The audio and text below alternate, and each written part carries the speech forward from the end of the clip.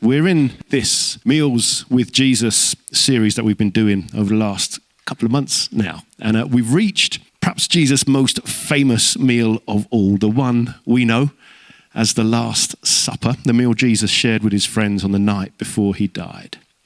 And there's lots we could talk about today about this meal. But I'd like us to focus on a few little details which, for me, add a huge amount to our understanding and appreciation of Jesus and this meal. So we know, for example, that although this Last Supper took place in a borrowed room, Jesus was the host of the meal because he was the one organizing it. So we read in Luke's gospel, for example, that Jesus sent Peter and John saying, "Go and make preparations for us to eat the Passover. The owner of the house will show you a large room, all furnished. Make preparations there." They left and found things just as Jesus had told them. So they prepared the Passover. When the hour came, Jesus and his apostles reclined at the table. So, a bit of detail here about how it's all set up. But two things in particular it'd be good to notice. Firstly, you might have seen there that the room was furnished. And Jesus and the disciples reclined at the table. So two details there. It was furnished and they reclined at the table.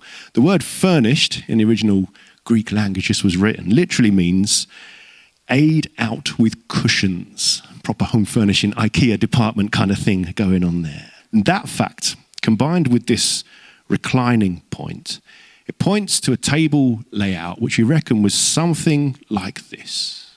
Lots of cushions around a kind of U-shaped table. Now in Latin, this kind of table layout was well known in Roman times. It's called a triclinium. Tri meaning three, and clinium from where we get recline from. So three tables to recline around, and then a gap, this sort of U-shape in the middle for easy access for those who were serving the meal. Now historians tell us that this was the main way that people tended to dine in Jesus' day. And indeed, you might recall over this series, all through the New Testament, we often read of Jesus and others reclining to eat, and this Last Supper was no exception. It's worth knowing, though, that when you reclined in these days, you'd lean on your left elbow because you wouldn't want to eat with your left hand. Culturally, the left hand was seen as unclean. Primarily, you might have heard this before, because it was most often to be the hand that you used when you went to the toilet. So the last thing you want to do is be eating your bits off the table with the hand that you've used for your business. So you'd always eat with your right hand. What else though? Well, in this layout, just as we saw last week when Jesus spoke about certain seats around a table being places of honor, we know again from historians which places around a triclinium were the most honored places to sit. So if we go for a kind of bird's eye view to make it easier to see, that the host would always sit there, at the second place in on the left. And we can safely assume that as the meal's host, Jesus would have been reclining there. Now, the host's trusted assistant for the meal would usually sit on the host's right.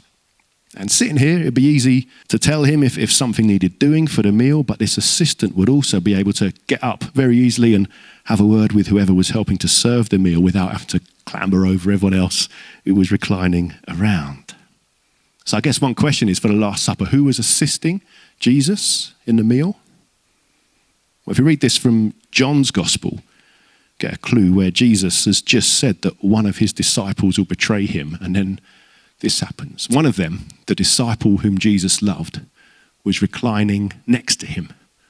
Simon Peter motioned to this disciple and said, ask Jesus, which one he means. And so leaning back against Jesus, he asked him, Lord, who is it?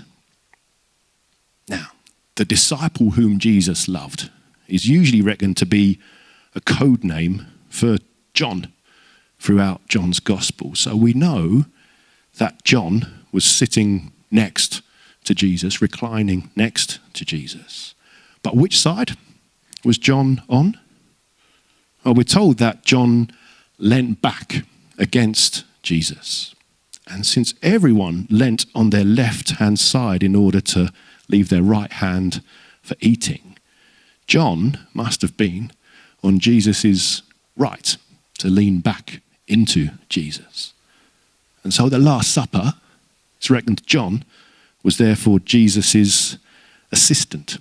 And this was a really privileged position. To be at someone's right hand was a real place of honor. And yet in the meal context, to sit on the host's left-hand side was the most favored seat. The person who sat there would be invited to do so as the meal's guest of honor.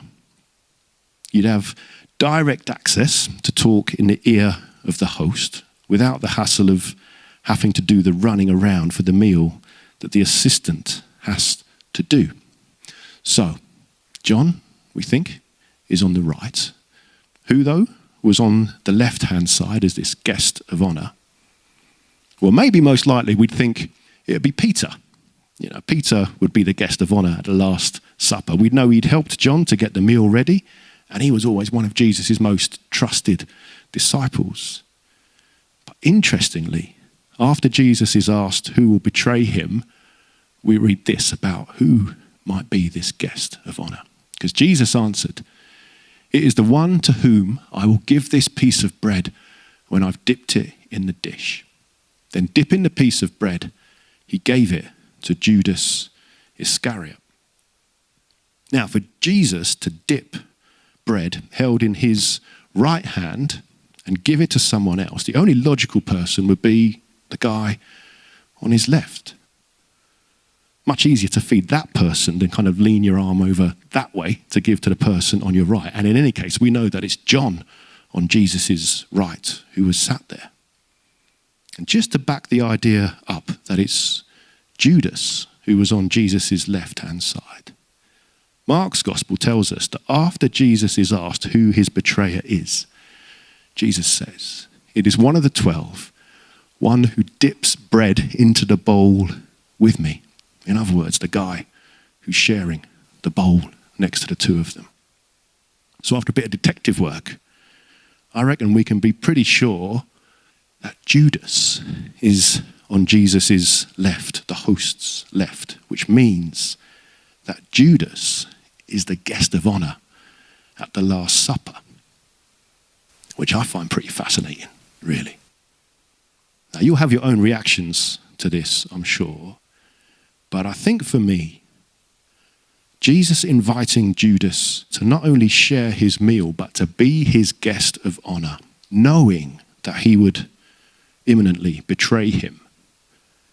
Well, it helps us to see fresh depths to the love that Jesus has and reminds us not to exclude anyone from experiencing and receiving the grace of God, which is always on offer. What's more, for us, and on those days when we might feel unsure or even unworthy to receive the bread and the wine, I'd say Jesus' invitation is such that the days we feel the least worthy are exactly the times when we should receive communion, because it's a meal drenched in acceptance and in forgiveness and in love. Jesus extends the offer of his welcome. He extends hospitality. He extends love to everyone, even to you, even to me. One of the many reasons why this particular meal with Jesus is so very special indeed. Amen.